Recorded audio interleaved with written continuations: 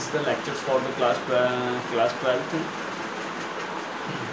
इसमें हमने डिस्कस कर लिया था इंट्रोडक्शन ऑफ मैट्रिक्स, एक्सरसाइज 3.1 भी कर ली थी हमने इसकी। अब 3.2 के लिए थोड़ा सा इंट्रोडक्शन हमें लेना पड़ेगा, तो इसमें हम डाल देते हैं 3.2 और ये वीडियो जो है वो इंट्रो के लिए, ठीक है।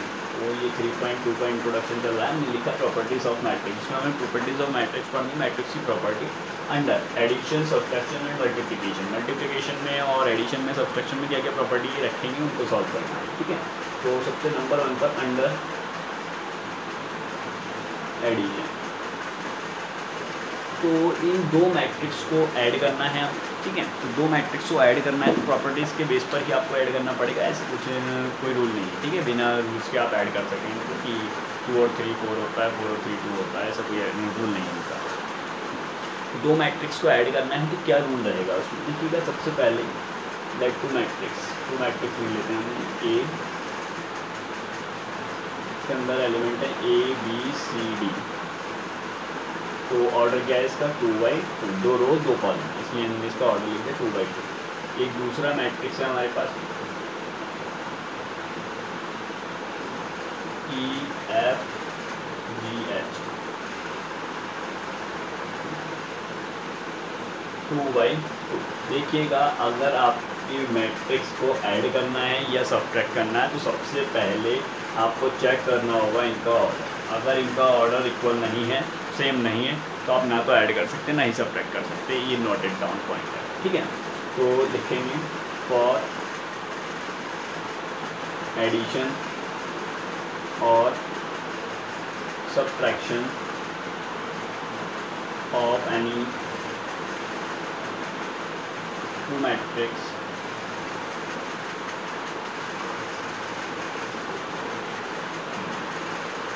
for additions of the subtractions of the any two matrix,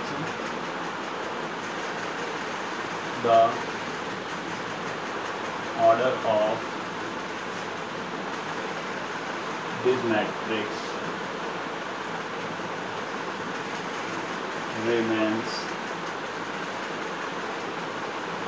same. Order of the matrix should be same, ठीक है।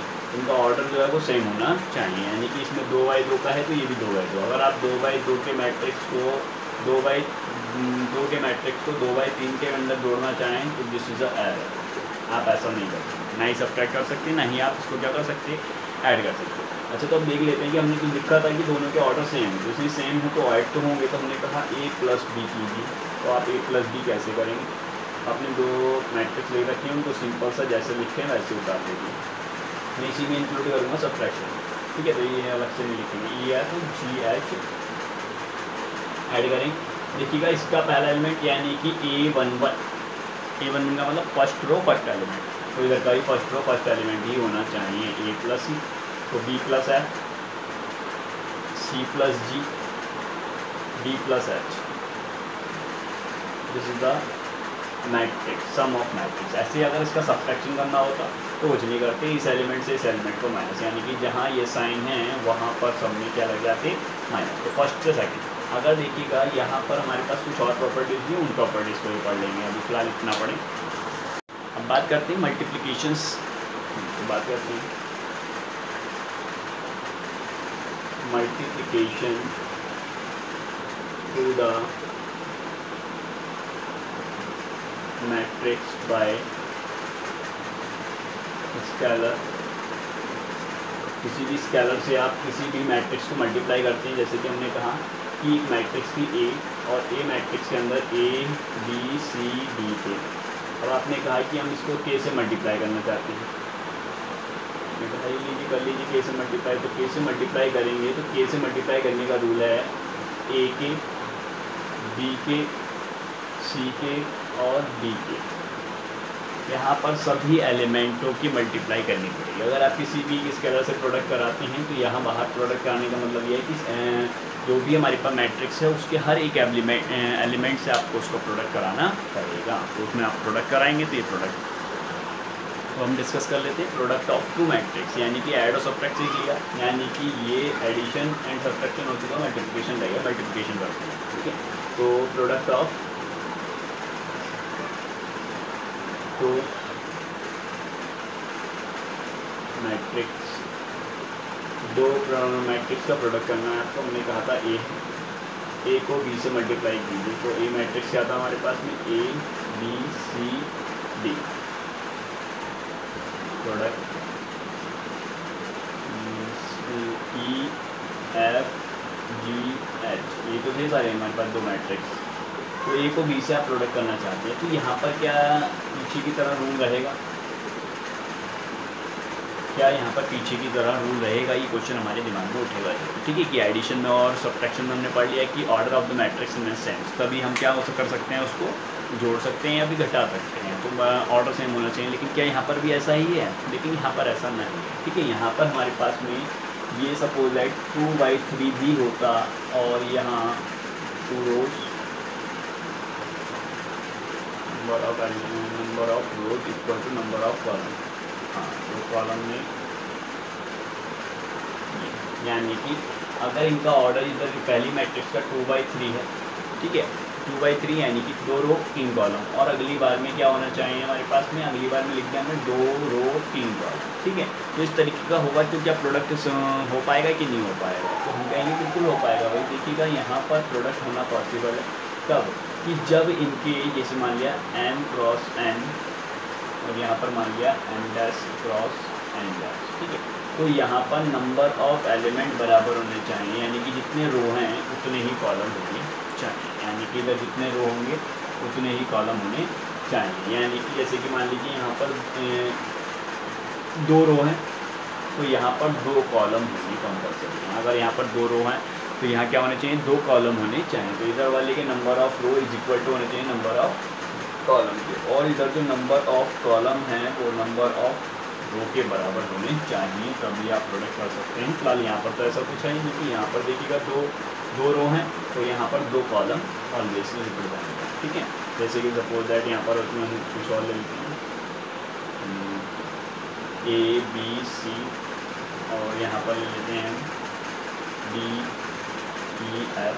तो देखें एक रो, यहाँ पर हमारे पास में एक रो है, तो यहाँ पर एक कॉलम, जरा कि नहीं, यानी कि इसका number of row is equal to इसका नंबर ऑफ कॉलम के इक्वल होनी चाहिए। तो इसमें देखो कॉलम कितने 1 2 3, तो इसमें देखो 1 2 3, क्योंकि हमारा जो प्रोडक्ट है वो ऐसे होता है, ठीक है। तो इस तरीके की फॉर्मेशन से हम बना देते हैं 7, तो इसमें 7 के तरीके से याद रखते हैं, यानी पहले रो फिर कॉलम। तो रो की कॉलम से प्रोडक्ट करनी है, तो सीखते हैं किस तरीके से इनका प्रोडक्ट किया जाएगा, वही सीखना है। ध्यान रखना है कि इधर वाले का number of row is equal to number of column, दूसरे वाले का नंबर ऑफ कॉलम के इक्वल। अगर ये दोनों इक्वल नहीं है तो आप ऐसा सॉल्व इसको प्रोडक्ट नहीं करा सकते। तो यहाँ पर इसकी प्रोडक्ट इससे होगी, तो ये बन गया 7, तो ए की ई से मल्टीप्लाई प्लस लग जाएगा बी की जी से मल्टीप्लाई, अब फिर से ये रो और ये कॉलम आएगा, तो A F plus B H, दिख रहा है ना। ये वाले प्रोडक्ट की मल्टीप्लाई इससे हुई पहले, क्योंकि इस रो की इस कॉलम से करनी थी, तो ए ई बी जी, ठीक है। ऐसे ही ए एफ बी एच, ठीक है, और प्लस हो जाएंगे। ऐसे सी डी की करो, अब सी ई प्लस डी जी, ऐसे ही D C F plus D H, तो ये हमारे पास में इसका क्या आ गया, प्रोडक्ट आ गया, ठीक है। तो ये प्रोडक्ट इस तरीके से आपको करना पड़ेगा, ठीक है। तो इसमें हम ये क्वेश्चन सॉल्व करेंगे तो और वहाँ पर भी समझ में आ जाएगा। फिलहाल अभी जो हमने इंट्रोडक्शन दिया है, इंट्रोडक्शन के बेस पर इसको समझेंगे।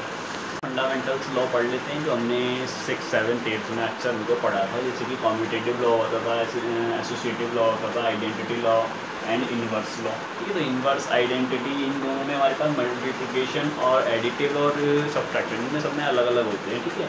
लेकिन ये प्रॉपर्टी भी हमारे पास में कॉम्यूटेटिव और एसोसिएटिव यही बन जाती है। इसमें लिख दिया हमने additive identity, inverse identity of under additive, ठीक है। तो एडिटिव के लिए हमने दोनों की बात करी है, ऐसी मल्टीप्लिकेशन के लिए भी निकाल सकते हैं, सब्ट्रैक्शन के लिए भी निकाल सकते हैं। पहले डिस्कस करते हैं commutative property. Commutative property under addition बात करते हैं। This property is under addition, under addition ठीक है। तो एडिशन के अंदर बात करते हैं तो कम्यूटेटिव लॉ की बात करते हैं। जैसे कि हमने कहा कि ए प्लस बी दो मैट्रिक्स है, पहले से लेकर रखा है कि A and B are two matrix of order 2x2 order की दो मैट्रिक्स है हमारे पास। उन दोनों मैट्रिक्स में हम डिस्कस कर रहे हैं कम्यूटेटिव लॉ। तो ए प्लस बी करोगे तो जस्ट बिल्कुल इक्वल हो जाएगा बी प्लस ए, ठीक है। यानी कि बी प्लस ए में बी को प्लस करो या बी में ए को, आंसर दोनों सेम आने वाला है। अब है एसोसिएटिव लॉ। एसोसिएटिव लॉ यानी कि ए प्लस बी बाद में सी को प्लस करो, ठीक है। तीसरा भी एक मैट्रिक्स है हमारे पास, नोट कर लेना इंक्लूड। और ऐसे ही या फिर बी प्लस सी को पहले ऐड कर लो, बाद में ए को प्लस करो, तब भी ये बराबर ही रहेंगे। एडिटिव आइडेंटिटी अंडर इसमें हम क्या कर देंगे कि जो भी हमारे पास ए में 0 प्लस करोगे तो ए ही आएगा, दैट इज एडिटिव आइडेंटिटी, ठीक है। ऐसी एडिटिव इन्वर्स, तो ए के अंदर अगर आप -a कर दोगे तो 0 बन जाएगा। तो इस तरीके की आइडेंटिटी, यानी कि आपको ध्यान रखना है additive identity of the matrix क्या होगी, same orders of the matrix under सारे एलिमेंट 0 होंगे। और दूसरे इन्वर्स में वही जैसी मैट्रिक्स है उसी को बिल्कुल माइनस कर दीजिए, अपने आप 0 बन जाएगा। तो ये हमारे पास कुछ प्रॉपर्टीज थी, ये थी अंडर एडिटिव। अब अंडर किसके, सब्ट्रैक्शन मल्टीप्लिकेशन। दूसरी प्रॉपर्टी क्या चल रही है हमारे पास में, अंडर एडिशन को हटा देंगे, आपकी बात करेंगे मल्टीप्लिकेशन, मल्टीप्लाई। कम्यूटेटिव लॉ देखिएगा, यहाँ पर ध्यान रखना है कि ए की बी से मल्टीप्लाई करोगे तो यहाँ पर बी क्रॉस ए के बिल्कुल बराबर नहीं होगा, आंसर चेंज हो जाएगा। इसलिए कम्यूटेटिव लॉ को on multiplicative properties of the matrix does not follow, ठीक है। तो यहाँ पर ये सब काम करने की कोशिश नहीं करेंगे आप लोग, ठीक है। जबकि हम पीछे पढ़ चुके हैं कि 2 की 5 से मल्टीप्लाई करो या 5 की 2 से मल्टीप्लाई करो, आएगा 10 ही, लेकिन यहाँ पर मैट्रिक्स में ऐसा नहीं चलेगा, ठीक है। तो अब हम बात करते हैं एसोसिएटिव लॉ। एसोसिएटिव लॉ क्या है हमारे पास में कि ए की बी से मल्टीप्लाई कीजिए, बाद में सी से कर लीजिए, और फिर आप कहते हैं कि ए की बी से मल्टीप्लाई कीजिए, बाद में सी से। तो ये आंसर हमारे पास में एसोसिएटिव लॉ को तो फॉलो करता है, ठीक है, जिसमें कोई दिक्कत नहीं होनी चाहिए, यहाँ एसोसिएटिव लॉ फॉलो करता है। मल्टीप्लिकेटिव आइडेंटिटी में क्या करना है आपको कि सम आई मैट्रिक्स, कोई भी एक आई मैट्रिक्स होगा, I is matrix of same order. अगर देखिएगा जो आइडेंटिटी मल्टीप्लिकेटिव होता है वो ये होता है हमारे पास, जैसे 2/2 का ले रखा है तो 1 1 0 0, that is a multiplicative identity. यानी कि डायगोनल में इसके 1 1 1 होने चाहिए, और जितने ऑर्डर का आपके पास मैट्रिक्स है उसको इससे मल्टीप्लाई करिए, उसके मल्टीप्लिकेशन करने पर आंसर चेंज नहीं होगा। हम दिखा देते हैं जैसे कि ए को आई से, तो मल्टीप्लिकेटिव आइडेंटिटी में हम सेम ऑर्डर के डायगोनली 1 की मल्टीप्लाई करेंगे तो ये आंसर वही का वही आ जाएगा। जैसे ए मैट्रिक्स था तो आई से मल्टीप्लाई करने पर आंसर ए आएगा, that is a multiplicative identity. अब इन्वर्स की बात कर लेते हैं, तो इन्वर्स कुछ नहीं होगा हमारे पास में, जितने भी एलिमेंट हैं एलिमेंट का इन्वर्स कर लेंगे, ठीक है। तो एलिमेंट का इन्वर्स यानी कि जैसे मान लीजिए कि ए बी सी था कोई भी मैट्रिक्स, तो इसका जो प्रोडक्ट है उसको जोड़ो। हम एक्सरसाइज स्टार्ट करते हैं। 3.2 का इंट्रोडक्शन पूरा हो चुका है, हम क्वेश्चन नंबर 1 स्टार्ट करने जा रहे हैं। क्वेश्चन नंबर 1 कहता है कि A matrix this is the, B is this, C is this, find each of the following. A plus B find out कीजिए, ए माइनस बी निकालिए, 3a माइनस सी निकालिए, ए बी निकालिए, बी ए निकालिए। I hope कि आप लोग अच्छे से ए प्लस बी और ए माइनस बी निकाल पाएंगे, क्योंकि मैंने सिंपल सा बता दिया था आपको कि first element of the A and A11 plus A दूसरे वाले का A11, ठीक है। दोनों को सेम सेम प्लस करना है, और इसको इसके साथ प्लस करो, इसको इसके साथ प्लस करो, इसको इसके साथ, इसको इसके साथ प्लस माइनस, आप अपने आप कंक्लूजन कर लें। और मैं b माइनस ए करके दिखा देता हूँ इसका आपको, second part a minus B करना है। तो a माइनस बी करना है तो पहले आप सबसे पहले मैट्रिक्स जैसे लिखती हैं वैसे निकाल लीजिए, और साइन लगा करके चेंज कर लेंगे, -2 5। अब जो है 1 1 को 1 1 के साथ सॉल्व करो, 2 minus 1 4 minus 3 3 minus 2 minus minus इसलिए ध्यान से +2 हो जाएगा, 2 माइनस 5। ये लीजिए आपका आ गया आंसर। इसे क्या लिख सकते हैं, 1 1 5 माइनस 3, दिस इज आंसर, ठीक है। ये हमारे पास में हो गया, ये आप खुद कर लेना। अब ये आता है, इसमें आप क्या करेंगे, इसमें कुछ नहीं करना है। पहले हमने कहा था स्केलर प्रोडक्ट कैसे करते हैं, तो ए तो दिख रहा है ना आपको, ये रहा, 3 से मल्टीप्लाई कर देना, ठीक है। 3 2 जा 6, 3 4 जा 12, 3 3 जा 9, 3 2 जा 6, तो यानी 3a बन जाएगा, ठीक है। 3a निकालने के बाद c में से माइनस कर देना, आप लोगों को सिखाई दिए कैसे माइनस करना है, तो यू कैन डन इट। तो a प्लस बी हो गया, a माइनस बी हो गया, 3a माइनस सी भी हो गया। अब हम बात करते हैं फोर्थ पार्ट की। इसके लिए फोर्थ पार्ट कैसे होगा देखेंगे, ए बी, तो a की b से मल्टीप्लाई करनी है, तो सीधी सी बात है, तो a को b लिखो, a b 3 2, प्रोडक्ट कराना है 1 - 2 3 5 से, ठीक है। तो देखो यहाँ पर 2/2 एंड 2/2, तो इधर नंबर ऑफ रो बराबर है नंबर ऑफ कॉलम के, और इधर नंबर ऑफ कॉलम बराबर है नंबर ऑफ रो के, तो यहाँ पर प्रोडक्ट पॉसिबल है। तो इसमें हम ट्राई करेंगे इसको, तो इसकी मल्टीप्लाई इससे करानी है आपको। मैं एक छोटा सा एरो बना के दिखा रहा हूँ, ये तो 7 बनता हुआ नज़र आता है। तो 2 1 जा 2, 4 2 जा 8, प्रोडक्ट -2। अब इस वाले की इस वाले से भी करानी पड़ेगी, तो लेकिन लिखना यहाँ पड़ेगा 2 × 3 + 4 × 5, ऐसे इसकी इससे कराओ, तो 3 × 1 + -2 × ऐसे लिख लो 2 × -2। अब इसकी इससे भी कराओ 3 × 3 + 2 × 5, दिस वन इज कंप्लीट। तो 2 1 जा 2, 4 2 जा 8, 3 1 जा 3, 2 2 जा 4, 3 2 जा 6 + 4 5 जा 20, फिर 3 जा 9, 4 2 जा 10, 5 2 जा 10, माइनस कर लो इसको, -6 -1 26 and 90, this is the product, ठीक है। ऐसे आप इसका भी ये निकालने और आप चेक करेंगे कि बी ए बी के बराबर नहीं आएगा, जो मैंने अभी बताया था कम्पिटिटिव लॉ आपको इसके लिए, ठीक है। क्वेश्चन नंबर 2 पर टर्न करते हैं।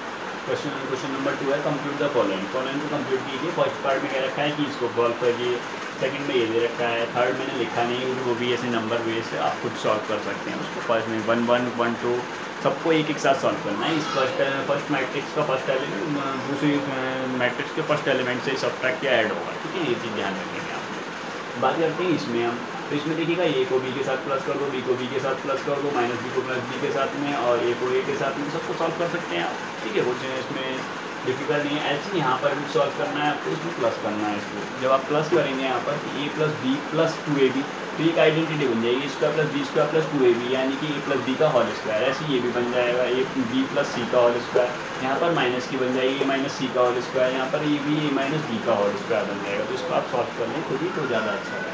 अब यहाँ पर ये प्लस करना है, तो cos² x + sin² x, तो दोनों में sin² x + cos² x क्या हो जाता है, 1 हो जाता है। ऐसे sin² x + cos² x फिर से 1 हो जाएगा। ये सारे के सारे 1 1 1 1 हो जाएंगे, ठीक है।